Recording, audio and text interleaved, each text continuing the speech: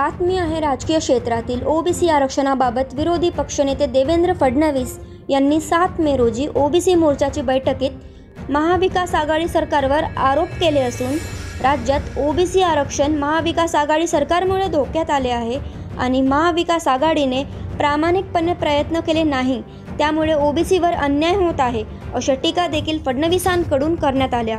त्यावर प्रत्युत्तर देत नाना पटोले म्हणाले की राज्य सरकारच्या वतीने ओबीसी आरक्षण संदर्भात भंटिया आयोग बसवण्यात आले असून आयोगातर्फे ओबीसी आरक्षणाचे रिपोर्ट तयार करण्यात आले आहे आणि आयोगाचे काम अंतिम टप्प्यात आले असून लवकरच रिपोर्ट सादर करण्यात येणार आहे।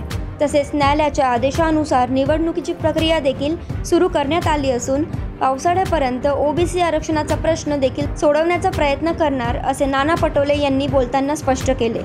सरकारने साधा आयोग देखील गठीत केला नाही। ट्रिपल टेस्ट म्हणजे काय होतं?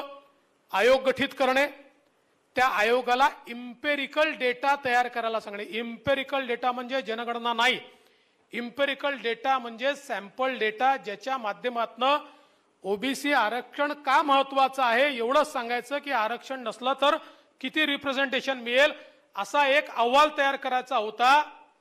परंतु हा अहवाल तयार न करता ज्यावेळेस 15 महिन्यानंतर पुन्हा तारीख मागितली, कोर्टाने निरीक्षण नोंदवलंय की 7 वेळा तुम्हाला तारीख दिली, तुम्ही एकही कारवाई पूर्ण केली नाही। याचा अर्थ तुमच्या मनामध्ये ओबीसी आरक्षणाची ट्रिपल टेस्ट करणं नाही। त्यामुळे आता याच्या पुढे असल्या खोट्या ग्राउंड्सवर तुम्हाला तारीख देता येत नाही। तुम्हाला काय इथे माशा मारण्याकरता निवडून दिलेला आहे का? या ठिकाणी माल कमवण्याकरता फक्त निवडून दिलाय, वसुली करता निवडून दिलेला आहे? बिलकुल। आता जे महाराष्ट्र शासनाने जो ओबीसीचा आयोग बसवलेला आहे, बांठिया आयोग, त्या आयोगाच्या माध्यमातून जवळपास आता फायनल स्टेजवर त्या आयोगाचा रिपोर्ट तयार होण्याची वेळ आलेली आहे। त्यांनी सगळा सर्वे राज्याचा करून घेतलेला आहे आणि तो रिपोर्ट लवकरच सादर होईल।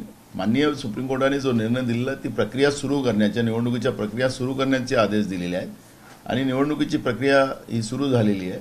त्यामुळे वार्ड रचना असेल, याद्या असतील, ह्या सगळ्या फायनल करत असताना निवडणुका मागच्या काळात ही शासनाची भूमिका स्पष्ट होती की निवडणुका पावसाळ्याच्या नंतर या निवडणुका होतील आणि तिथपर्यंत ओबीसी आरक्षणाचा हा जो गुंता आहे, हा गुंताही सुटेल असा प्रयत्न महाराष्ट्र महाविकास आघाडी सरकारच्या वतीने सुरू आहे।